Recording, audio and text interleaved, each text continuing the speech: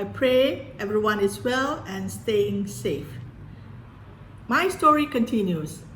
Actually, it was exactly sometime in February last year. I just completed one coaching program sometime middle of February last year with my seafood coach, Captain Shan, and his lovely wife, Grace.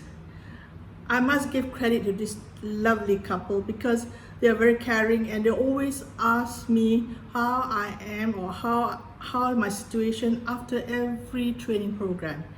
Thank you, Captain Shan and Grace, for being so caring over my health. The following week after the training program, I wasn't too well, so I visited my normal clinic doctor and I was told to take a rest. Just to let you know, I have always been having knee problems for quite a while. I don't know whether is this the consequence of my profession or my passion. I don't know, because I love doing what I do, and doing what I do means I have to stand something like 6 to 7 hours a day. And then I love to travel to conduct programs, carrying my own props and materials. And I also love to do long distance driving to all the remote places that I've been sent to conduct training programs in all the other states in Semenanjung. I just love to drive. So I guess some of these things that I've been doing over the years is the result of wear and tear. To address this challenge that I have with my knees, I have been sort of taking PRP treatments for a while. So you ask me, what is PRP? PRP stands for Platelet-Rich Plasma. It is something like, how can I say it? It's a natural healing process in order to heal an injured site. And for me, both my knees, they need this injection because it's like having a regenerative treatment that helps our cells to regrow and renew, thus giving a new life cycle for new cells to be created. And I would do this injection for something like on one knee for every 3 months. So it's been quite a number of years already that I've had this PRP treatment. It was also a time that the phenomena of COVID-19 pandemic impacted the whole world. My next PRP treatment was booked for March 2020. And suddenly, Malaysia announced a national lockdown for COVID-19 on March 18. Well, we all had to stay at home. That was a directive by the government. Everybody stay at home. And for the younger generation, I guess it's the first experience that they have to stay at home and not go out at all. But for baby boomers like me, I've had several experiences a few times in the past being locked down. This experience, being locked down, has a different impact on my health, especially on my knees, because without the PRP treatment for more than 3 months, I began to have excruciating pain in my knees, making to walk even to the bathroom, to the kitchen, to the dining, to the hall, such a challenge. And I always call out to my children whenever I have to move around because it was so painful to move around. On day 38 of the MCO, it was the holy month of Ramadan. In moments of fear, pain, and destitute, I prayed for guidance. I just didn't know what to do because it was so painful. Even though my children were around to help me, they cannot understand the pain that I had. I remember this: when in doubt, trust your instincts. So I did a lot of research, reading on knee surgery, and I did a lot of Salat Istikhara. I consulted many people, friends, relatives, people who had somewhat done similar knee operation before.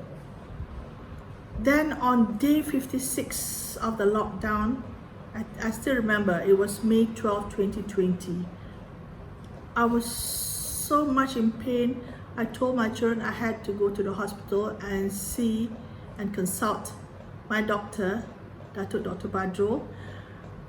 And when I went there for his consultation, he said that if you look at my x-ray, they look okay. The results show that my knees are okay.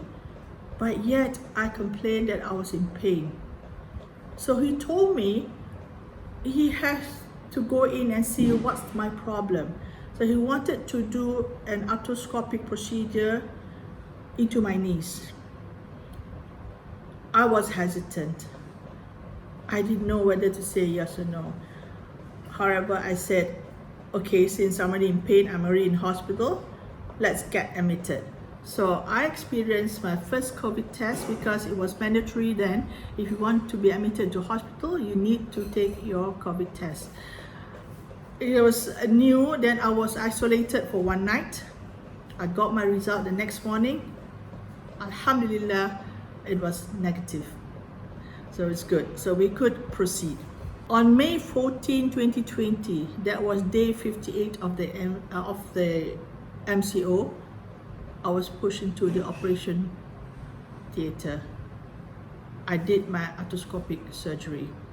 I stayed in the hospital for a few days, had my physiotherapy sessions there, and then I was discharged to continue with my physio sessions at home. It was almost the celebration of Eid al-Fitr. This time the celebration was different because not only were we experiencing the lockdown, the pandemic, we couldn't go out, there was no celebration because that was a directive from the government, but also because my family felt that since I'm recuperating at home, it will be a quiet celebration. After that, after the Eid al-Fitr, I made subsequent visits to the hospital, and then guess what? My doctor said that I need to have another knee operation, and this is on TKR, which I will explain later. I will give more information on TKR in my next session. At that time, friends, my mind went blank. I've had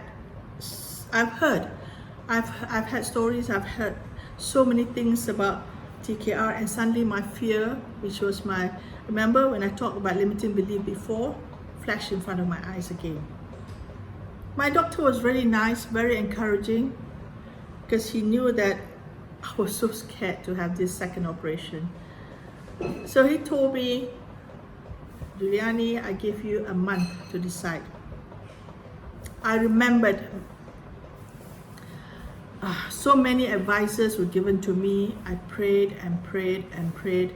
And then I always remember that even our Prophet, peace and blessing be upon him, says that we should always be part of the solution instead of part of the problem.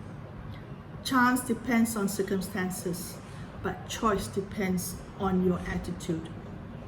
So for me, my dilemma, friends, was, is it yes or no? To do or not? Thank you for listening. God bless.